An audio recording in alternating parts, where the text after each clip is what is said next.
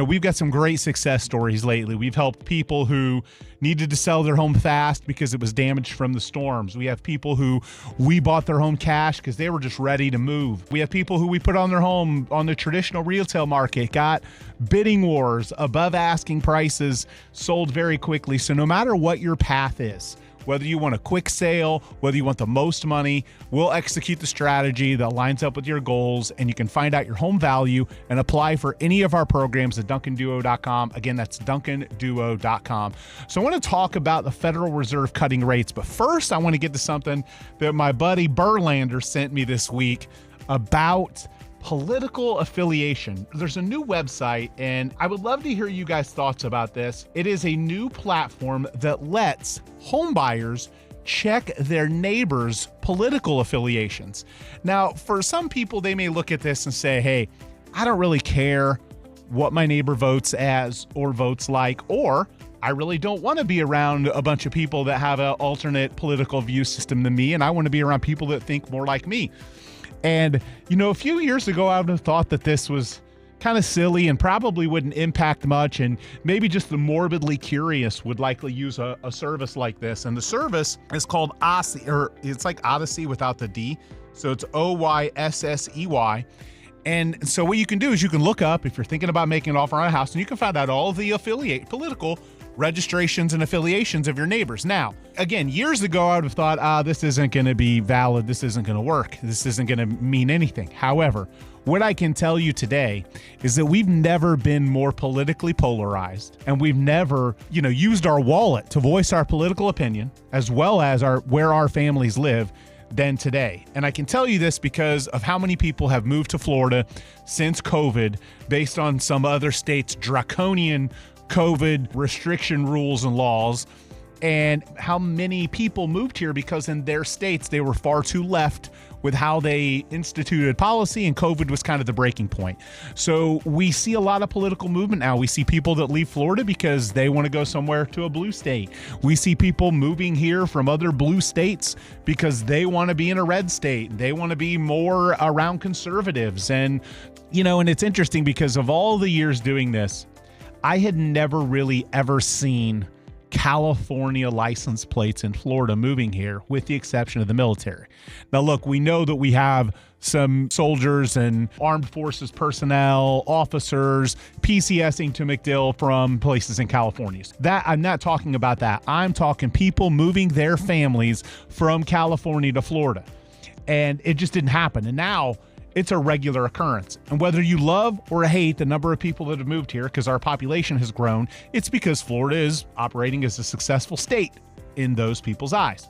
So with that being said, if we know that consumers have said, hey, I'll move states because of my political belief system, we're pretty confident that they'll move to different neighborhoods based on the political makeup of the neighborhood as well, because the people they have to see when they take their trash out or when they go get their mail. So it's really an interesting concept. I think it'll be something that more and more consumers use. Now, look, as a real estate agent, we can't really get into the business of helping guide you based on that. There's fair housing laws, and there's guidance that we can give based on condition of a home or the comparables or material defects or the disclosures. But we'll get consumers sometimes say, well, I want to live in this kind of neighborhood or that kind of neighborhood, and it skirts very closely to violating fair housing laws where realtors really can't even talk about it. So I don't suspect realtors are going to start advocating this platform, but it is a platform that home buyers are going to use to determine what's going on in the neighborhood that they want to move into. So it's a tech startup launching this month in South Florida and New York City.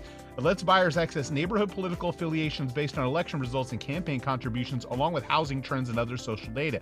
It's betting that buyers today care just as much about their neighbors' values as they do about square footage or modern finishes. Now, I don't know that we've ever been less social of a country than we are today. And when I say that, I mean because the majority of our social interaction is from our phones and devices and apps, not from our interactions with people. So do I think it'll have an impact? Yes, of course it's going to have an impact. Is it going to have as much of an impact as someone's desire for square footage or a garage or a modern home? I don't think so. Will it have a minor impact? Yes. Will people use it? Yes. Could it develop into a tool that some buyers use to decide where they want to live in a particular part of town, city, or state? Of course, the public has already shown us that because of the migration. If you look at the states that had the most population growth, those states are gaining population. They're red states, and they're gaining population from blue states. We already know people do this. So within a state, this is kind of taking it to another level, not just within a state, but within a city, within a neighborhood, and even within a street on a micro level, people are going to make choices based on this. So I do think it's a neat platform. It's not just about getting homes that buyers love, but also buyers' priorities have changes. Buyers often want to know what's going on in their neighborhood, who lives there. And again, of course, you could drive around during an election and see the political signs, but that's, again, the majority of people don't put political signs out. They kind of keep their political affiliations close to their chest. They're not trying to publicize it, but this app really will advocate giving them data. But again, as far as agents, it's a really slippery slope for agents to get involved with guiding consumers based on political beliefs. It is, again, until there's some sort of release from different brokerages and Florida realtors and all these other places, it'll be hard to see how much this ends up, checking things out. And look, everyone's curious. You know that you've looked up your neighbors here and there. Somebody you met, you want to know whether they are or aren't, your political belief system. Are they a Republican? Are they a Democrat? You don't really want to ask them. You try and ask them questions to try and figure it out, and they're guarded because they know how polarizing society is today. So again, Oysssey, Oyssey. We'll put it up on our socials so that you can learn, but I think it'll certainly have an impact. So Federal Reserve cuts rates by a 1/4 point this week, and it was not super well received. Most of the markets had already factored in a 1/4 point cut, at least from a mortgage perspective. The mortgage markets had long anticipated we were going to see a 1/4 point drop. They'd already priced it in. For mortgage rates to drop too much more than where they are from the Fed news, we would have needed a couple of things. One, we would have needed a bigger cut and or some indication that rates would cut more next year. And they actually dialed that in reverse. So prior to this Fed meeting, the last Fed meeting, there were anticipations that the Fed was going to cut 4 times next year.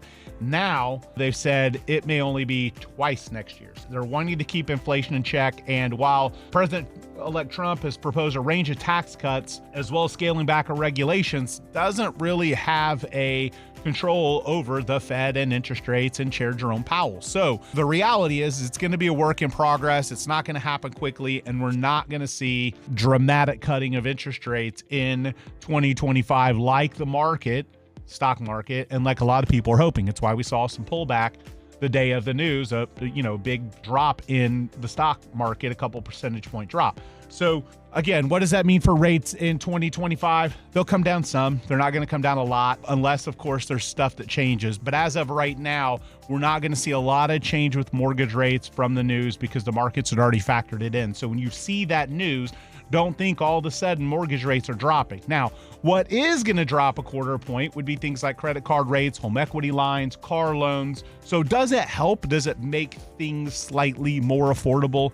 Of course, but not some huge relief that a lot of people were hoping for. Again, Wednesday's projections suggest that policymakers may think they're not very far from the level. The benchmark rate stands at 4.3 after Wednesday's move, which followed a steep 1/2 point reduction in September. So again, we're expected to see, a couple more rate drops next year, probably a couple more 1/4 point drops. Rates will come down a 1/2 point maybe next year, but again, that isn't getting us anywhere near that the stock market wanted, that the banks wanted, and is literally more of a slow move towards a improved interest rate market. So hopefully that helps you understand what's going on. And again, check us out on all of our socials. We'll put up this information. We'll put up Oyssey's information at the Duncan Duo, Twitter, Instagram, YouTube, TikTok. And if you need to sell your home, man, we've got some success stories lately. Oldsmar, South Tampa, Reddington Beach, Shore Acres, Lutz, Sarasota, Manatee, lots of homes that we've sold in the last few weeks, some in record time, some in bidding wars,